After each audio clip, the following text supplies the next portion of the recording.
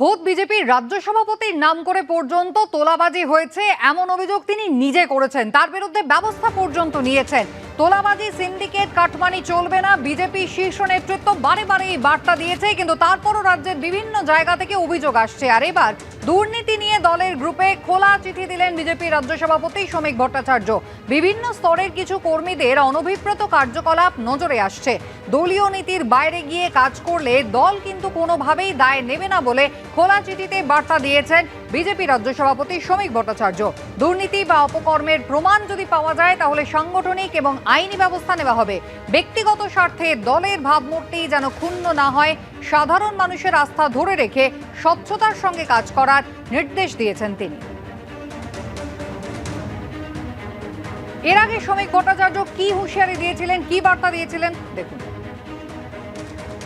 আমার নাম করে আমার ক্লোন তৈরি করে ছবি দিয়ে টাকা বিভিন্ন জায়গায় সে টাকা চাইছিল। তারপরে যখন আমি সাইবার থানায় আমার অফিস থেকে কমপ্লেন করা হয়, দেখা যাচ্ছিল ফোনগুলো আসছে শিলিগুড়ি, জলপাইগুড়ি থেকে, এবং অবশেষে সেই ব্যক্তিকে গ্রেপ্তার করা হয়েছে হাওড়া শালকিয়া থেকে।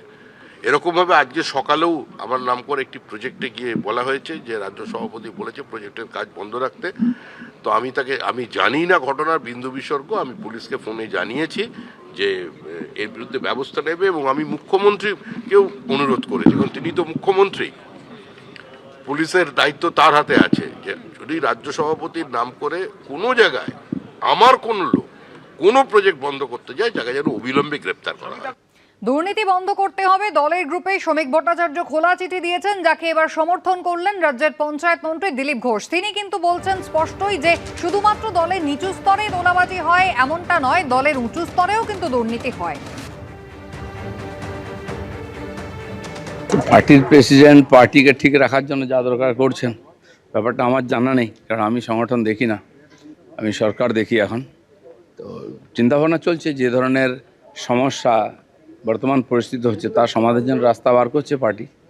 তো যেটা ঠিক মনে করেছেন তারা সেটা ঠিক করছেন। তাহলে কি কোথাও কি এটা বোঝা যাচ্ছে যে নিচু স্তরে বা কোথাও একটা স্তরে একটা দুর্নীতি বা মানে সমস্যা? নিচু স্তর কেন, উপর স্তরেও দুর্নীতি হয়। দুর্নীতি ছাড়া পশ্চিমবাংলায় রাজনীতি হয় নাকি? তো আমরা সেই পঙ্কিল আবর্তের মধ্যে রাজনীতি করতে নেমেছি। তো কিছু তো ছোঁয়া লাগবে। ওদিকের লোকেরা কেউ ঢোকার চেষ্টা করছে, এত টাকা কামিয়েছে, কিছু না কিছু তো সেই টাকা ইনভেস্ট করে করার চেষ্টা চলছে। পার্টি সতর্ক থেকে তার রাস্তা বার করছে যাতে এই ধরনের ঘটনা না ঘটে।